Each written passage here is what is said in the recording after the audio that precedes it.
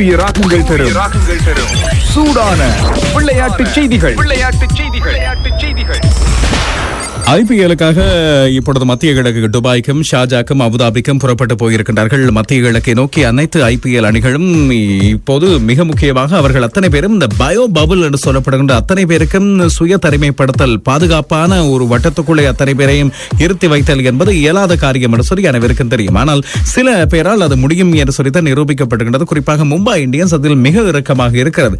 தற்செயலாக யார் ஒருவருக்கு COVID-19 ஏற்பட்டாலும் ஐக்கிய அரபு ராஜ்யத்தின் விதிகளுக்கு அமைய இந்த போட்டியே நிறுத்தப்படக்கூடிய வாய்ப்பு இருக்கிறது என்று எச்சரிக்கப்படுகிறது. மும்பை இந்தியன்ஸின் தனிப்பட்ட கூட்டத்திலும் அதுபோல ராயல் சேலஞ்சர்ஸ் பெங்களூர் நேற்றைய நாளில் நடத்திய தங்களது தனிப்பட்ட நேரடி கூட்டத்திலும், அதாவது இத்தனை காலம் அவர்கள் நடத்தியது அத்தனையும் சமூக வலைத்தளங்களினூடாக வீடியோ கான்பரன்சிங் மூலமான கூட்டங்களாகத்தான் இருக்க, நேற்றைய தினம் முழுமையான முதலாவது கூட்டத்தில் இது பற்றி வலியுறுத்தப்படுகிறது. விராட் கோலி சொல்கின்றார், ஒரே ஒருவர் விடுகின்ற ஒரு சின்ன கவனம் தவறு இந்த போட்டி தொடரையே கேள்விக்குறியாக்கி விடுமா, எனவே மிகுந்த கவனமாக இருங்கள் என்று சொல்லி நேற்றைய தினம் சொல்லியிருக்கின்றார். அதுபோல அவர்களது பயிற்றுவிப்பாளர் மிக இறுக்கமாக இதை பற்றி வலியுறுத்தியிருக்கின்றார். மைக் ஹெசன் இதை பற்றி மிக தெளிவாக சொல்லியிருக்கின்றார். மும்பை இந்தியன்ஸின் கூட்டத்திலும் இது பற்றி மிக நெருக்கமாக அத்தனை வீரர்களுக்கும் தனித்தனியாக எச்சரிக்கப்பட்டிருக்கின்றது. மிகுந்த கவனமாக இருங்கள், COVID-19க்கான எந்த ஒரு தொற்று இருந்தாலும் உடனடியாக அறிய தாருங்கள் என்று. காரணம் என்னதான் போட்டி தொடர் என்று வந்தாலும் கூட மிக முக்கியமாக அத்தனை வீரர்களும் மிகுந்த கவனமாக இருக்க வேண்டும், அத்தனை பேரது பாதுகாப்பு மிகுந்த கவனமாக இருக்க வேண்டும் என்பதில் எல்லோரும் மிகுந்த அவதானமாக இருக்கின்றார்கள். ஆஸ்திரேலிய வீரர்கள் இப்பொழுது இங்கிலாந்து போய் சேர்ந்த பிறகு அவர்களும் இப்பொழுது பயோ செக்யூரிட்டி பபுள் என்று சொல்லப்படுகின்ற தனிமைப்படுத்தலுக்கு உள்ளாகி அதற்கிடையே தான் தங்களது பயிற்சிகளை மேற்கொள்ள வேண்டும் என்று சொல்லப்படுகின்றது. இதெல்லாம் ஏன் சொல்கிறோம் என்று சொன்னால், ஜமைக்காவில் உசைன் போல்ட்டுக்கு COVID-19 தொற்று இருப்பது உறுதி செய்யப்பட்டிருப்பதை பற்றிய செய்தி நேற்றைய நாளில் வெளியாகி இருந்தது. இந்த காலை சூரியன் செய்திகளில் நீங்கள் கேட்டிருப்பீர்கள்.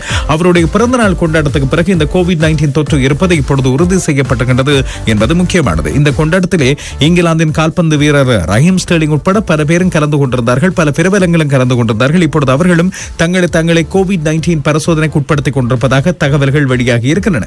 குறிப்பாக உசைன் போல்ட்டுக்கு எவ்வாறு இந்த COVID-19 தொற்று ஏற்பட்டிருக்கிறது என்பது குறித்து மருத்துவர்கள் அதுபோல அவரது குடும்பத்தவர்கள் ஆகியோர் ஆராய்ந்து கொண்டிருக்கிறார்கள். இதை வெளியில் உசைன் போல்ட் 2 வாரங்களுக்கு சுய தனிமைப்படுத்தலுக்கு உள்ளாக வேண்டும் என்று சொல்லி அறிவிக்கப்படுகிறது. இதனால் இப்பொழுது அவர் தன்னுடைய சுய தனிமைப்படுத்தலை ஆரம்பித்திருக்கிறார் என்று சொல்லி தகவலும் வெளியாகி இருக்கிறது.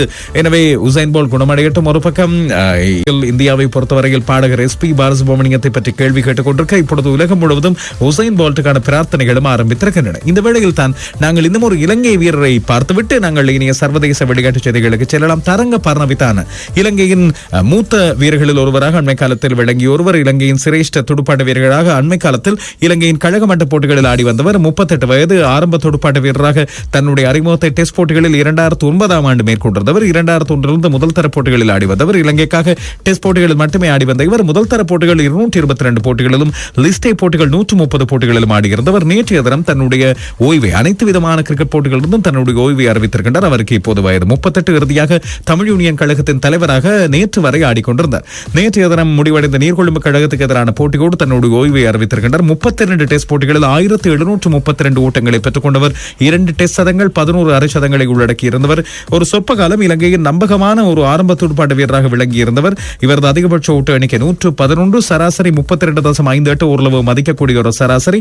முதல் தர போட்டிகளை பொறுத்தவரையில் தொடர்ந்து ஓட்டங்களை குவித்துக் கொண்டிருந்தவர். 40 சதங்கள், 69 அரை சதங்கள் உட்பட 45.82 என்ற சராசரியில் 14,940 ஓட்டங்களை குவித்திருந்த தரங்க பதாமைதான தமிழ் யூனியன் கழகத்துக்காக லிஸ்டே போட்டிகளிலும் 130 போட்டிகள் 4,620 ஓட்டங்களை குவித்திருந்தார். இப்பொழுது அவரது ஓய்வு அறிவிப்பு வெளிவந்திருக்கிறது. வாழ்த்துக்களை சொல்லி அனுப்பி வைப்போம். இலங்கையின் முதல் தர போட்டிகளை பற்றி பார்ப்பதற்கிடையில் நேற்றைய நாளில் இடம்பெற்ற பாகிஸ்தான் இங்கிலாந்து அணிகளுக்கு இடையிலான 3வது மறுதியுமான டெஸ்ட் போட்டியின் 4வது நாள் ஆட்டத்தை பார்த்து வரலாம். ஃபாலோன் அடிப்படையில் மீண்டும் துடுப்பாட்டத்தை ஆரம்பித்த பாகிஸ்தான் நேற்றைய நாளின் ஆட்ட முடிவில் 100 ஓட்டங்கள் 2 விக்கெட்டுகளை இழந்து இங்கிலாந்து பெற்றுக்கொண்ட 583 ஓட்டங்களுக்கு பதிலளித்த பாகிஸ்தான் 273 ஓட்டங்களுக்கு சகல விக்கெட்டுகளையும் இழந்தது. இந்த வேளையில் ஒரு சின்ன சர்ச்சை ஒன்று எழுப்பப்பட்டிருந்தது. குறிப்பாக பாகிஸ்தானை பொறுத்தவரையில் 2ஆம் இன்னிங்ஸில் ஃபாலோன் அடிப்படையில் துடுப்படுத்த போகின்றார்கள் என்று உறுதிப்படுத்தப்பட்டவுடன் நேற்று முன்தினம் ஆட்டம் ஆரம்பிக்க முதல் உடனடியாகவே இப்பொழுது ஆடுகளத்துக்கு திரும்பி இருந்தார் அசார் அலி. ஆனாலும் ஆடுகளத்தில் எந்த ஒரு பந்தும் வீசப்படாத நிலையில் போட்டி கைவிடப்பட்டதால் மீண்டும் உள்ளே சென்று அவர் தனக்கு பதிலாக பதிலாக வேறொருவரை ஆரம்ப துடுப்பாட்ட வீரராக அனுப்பலாமா என்ற கேள்வி எழுந்திருந்தது. ஆனால் கிரிக்கெட் விதிகளின் அடிப்படையில் எந்த ஒரு பந்தையும் சந்திக்காமல் ஆடுகளத்துக்குள் அவர் இறங்காமல் இருந்த காரணத்தால் இவ்வாறு மாற்றலாம் என்ற அடிப்படையில் மீண்டும் ஷான் மசூத், அபிட் அலி ஆகியோர் நேற்றைய தினம் களம் இறங்கி இருந்தார்கள். அபிட் அலி 162 பந்துகளை சந்தித்து 42 ஓட்டங்களை பெற்று பொறுமையாக இருந்த வேளையில் அண்டர்சனின் பந்து வீச்சில் ஆட்டமிழந்திருந்தார். ஷான் மசூத்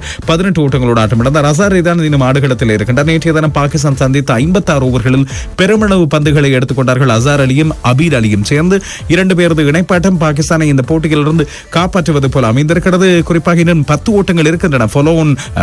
இன்னிங்ஸ் தோல்வியை தவிர்த்துக் கொள்வதற்கு அசார் அலி 92 பந்துகளில் ஆட்டம் இழக்காமல் 29 முதலாம் இன்னிங்ஸிலும் அவரது ஆட்டம் இழக்காத சதம் எல்லோராலும் பாராட்டப்பட்டுகிறது. இப்போது இருக்கின்ற கேள்வி, ஜிம்மி ஆண்டர்சனுக்கு தன்னுடைய 600 விக்கெட்டுகளை அண்மிக்க முடியுமா? இன்னும் அவருக்கு தேவைப்படுவது 2 விக்கெட்டுகள். அந்த 2 விக்கெட்டுகள் இந்த நாளின் ஆட்டத்தில் கிடைக்குமா? இந்த நாள் ஆட்டம் விட்டுக் கொடுக்குமா?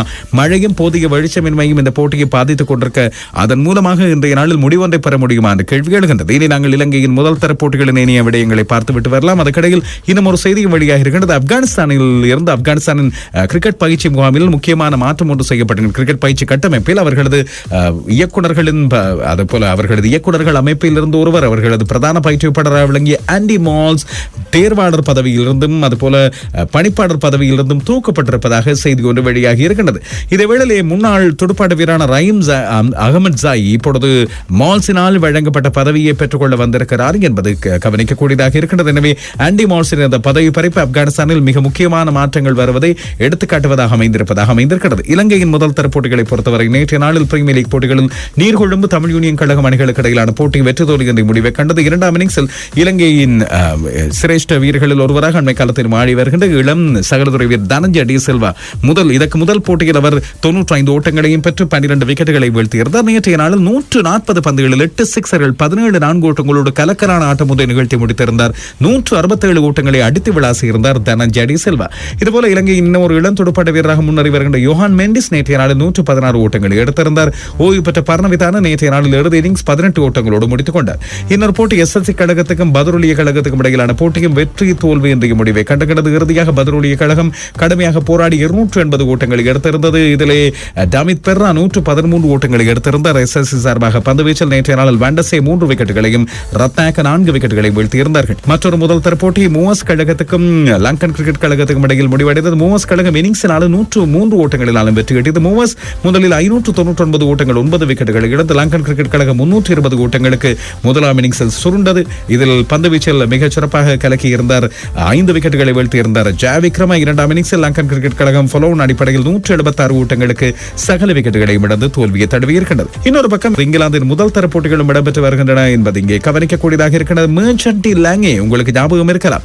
தென்னாப்பிரிக்காவின் முன்னாள் வேகப்பந்து வீச்சாளர் கால்பெக் அடிப்படையில் இப்பொழுது இங்கிலாந்தின் பிராந்திய அணிக்காக ஆடி வருகின்றார். கிளாமோகனுக்காக நேற்றைய தினம் 10ஆம் இலக்கத்தில் தொடுப்படுத்த வந்தவர் 62 பந்துகளில் சதமடித்து கிளாமோகனை இன்னிங்ஸ் தோல்வியிலிருந்து காப்பாற்றி இருக்கிறார் என்ற தகவலையும் உங்களுக்காக ஞாபகப்படுத்தி வைக்கிறோம். ஐபிஎல் போட்டிகளிலிருந்து இன்னும் ஒரு தகவல். அனுசரணையாளர்களின் சிக்கல்கள் தொடர்ந்து அவர்களை ஆட்டிப்படுத்திக் கொண்டிருக்க இன்னும் ஒரு நிறுவனம் இப்பொழுது நஷ்டம் ஏற்பட்டதன் காரணமாக இந்த கோவிட்-19 காலத்தில் அவர்களுக்கான வர்த்தக நஷ்டம் ஏற்பட்டதை அடுத்து விலகி இருப்பதாக தெரிவிக்கப்படுகிறது. இது ஐபிஎல்லின் முழுமையான அனுசரணையாளர் பதவியிலிருந்து விலகி இருக்கிறது என்ற தகவல் இங்கே வெளியாகி இருக்கிறது. இன்னொரு பக்கம் சென்னை சூப்பர் கிங்ஸும் இப்பொழுது மும்பை இந்தியன்ஸ் அதுபோல Royal Challengers Bengaluru, Delhi Daredevils ஆகிய அணிகளோடு மத்திய கிழக்குக்கு வந்து தன்னுடைய ஓய்வு நிலையையும் அதுபோல பயிற்சி நிலையையும் ஆரம்பித்திருக்கிறது. தனியான முழுமையான பாதுகாப்பு ஏற்பாடுகள் இப்பொழுது செய்யப்பட்டிருப்பதன் காரணமாக அவர்கள் தங்கியிருக்கிற விருந்தகங்களிலேயே அவர்களுக்கான சுய தனிமைப்படுத்தல்களும் அதுபோல பயிற்சிகளுக்கான ஏற்பாடுகளும் செய்யப்பட்டிருப்பதாக நம்பப்படுகிறது. ஐக்கிய அரபு அமீரகத்திலே காணப்படுகின்ற புரோட்டோகால்ஸ் என்று சொல்லப்படுகின்ற பாதுகாப்பு நடைமுறைகள் அதுபோல சுகாதார நடைமுறைகள் ஆகியவற்றை அனைவரும் இறுக்கமாக கடைபிடிக்க வேண்டும் என்று ஐபிஎல் தனித்தனியாக எல்லோருக்கும் அறிவித்திருக்கிறது என்பது இங்கே முக்கியமானது. மேலும் விவரங்கள் 8 மணிக்கு வெற்றி நடைபெறும் விளையாட்டு செய்திகள். சூரிய ராகங்கள் தரும் சூடான விளையாட்டு செய்திகள்.